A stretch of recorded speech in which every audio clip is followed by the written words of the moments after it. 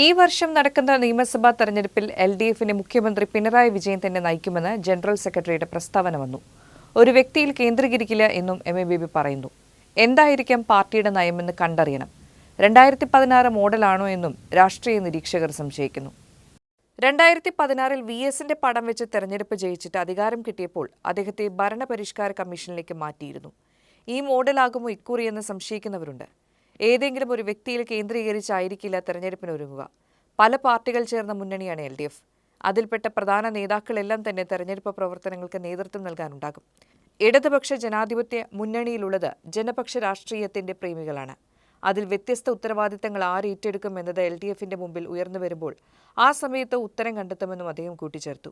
പിണറായി വിജയൻ ജനകീയനായ നേതാവാണെന്നും സംസ്ഥാനത്തെ 10 വർഷം സമാനതകളില്ലാത്ത വികസനത്തിലേക്ക് നയിച്ച അദ്ദേഹം തന്നെയാകും മുന്നണിയെ നയിക്കുകയെന്നുമാണ് ബേബി പറഞ്ഞത്.